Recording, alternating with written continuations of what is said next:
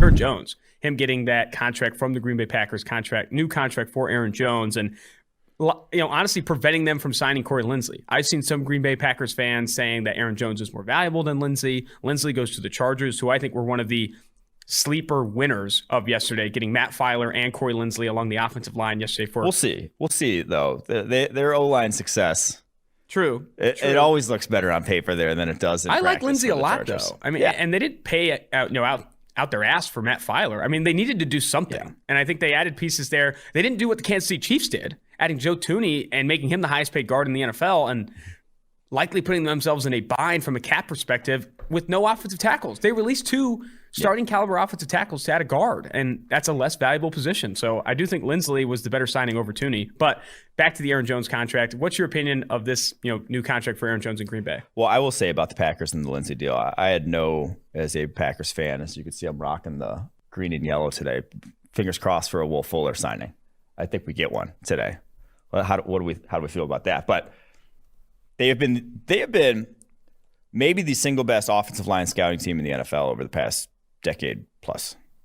You just go back to Josh Sitton, TJ Lang, David Bakhtiari, Corey Linsley. The earliest one was a third rounder of that bunch, I want to say. I think that was Lang. Those are 4 blue chip type offensive linemen that you did not spend draft capital on to build the offensive line throughout the years. Elgton Jenkins now, more recently.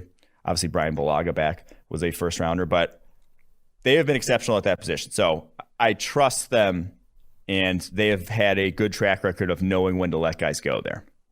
So no problem with that. The Aaron Jones one, I only really have an issue with it if it precludes them from addressing the obvious need that I keep talking about, that I'm sick of talking about, and the wide receiver.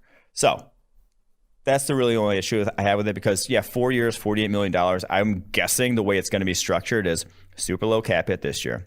It's only $12 million guaranteed. So super low cap hit this year, modest cap hit, probably somewhere in the $12 to $13 million range in 2022. And then they could probably cut them with some maybe $4 or $5 million in dead cap heading into 2023 is what I think it's going to be, because that's kind of just the way a 4-year, $48 million deal with that little guaranteed money, that's how I would imagine it's set up. And good on Aaron Jones for getting it, but I just think there's the offense, teams have realized they were not going to shell out big money for Aaron Jones. He was not going to get it elsewhere. And so this keeps him, everyone's saying you could have got him for $8 million in the cap or on the franchise tag. It's going to keep the cap hit lower this year. And I will like the deal if it allows them to then still go out and be players in this wide receiver class. Yeah, and I think you saw rumors that the Green Bay Packers are interested in every receiver that's available, trying to get another receiver to pair with Devontae Adams. And I think the other thing, too, I was talking to Brad Spielberger, who is, I think, based in New York, but he's out here in Cincinnati for free agency. And he was saying that the way it's structured and with the guaranteed money, it's closer to a $9.5 million APY for Aaron Jones. And it comes back to what I said before. Drafting running backs in the first round. Let's talk about it. You can get Aaron Jones, the best running back of this free agent class, for, with the guaranteed money included, close to $9.5 million average per year. Why in the hell would you spend a first-round pick on a running back? Because if you do that and then you find yourself needing a pass rusher, you're going to end up signing Leonard Floyd for $16 million per. That is the problem. That is the positional value conversation, full stop. And maybe that's the last one I'll bring it up, but I'm really frustrated with – I saw someone say, take positional value with a grain of salt. It's like, what are you talking about? That's like taking car value with a grain of salt. Hey, Honda's, less valuable than Mercedes, but take that with a grain of salt. It's like, no, that is what the market is. Yeah. Mercedes are more valuable than Hondas. Fucking edge rushers are more valuable than running backs. I'm sorry. So why would you take first round picks, cost controlled contracts at lower value positions? I'm sorry. That's my last rant. I'm sorry, Quinn. If you're upset in there too, I'm not trying to rile any feathers, man. Not trying to rile any feathers. And I've said it probably a zillion times but the draft can be a long-term decision, or should be a long-term decision. It should. If you're drafting well, that guy should be on your team for a decade.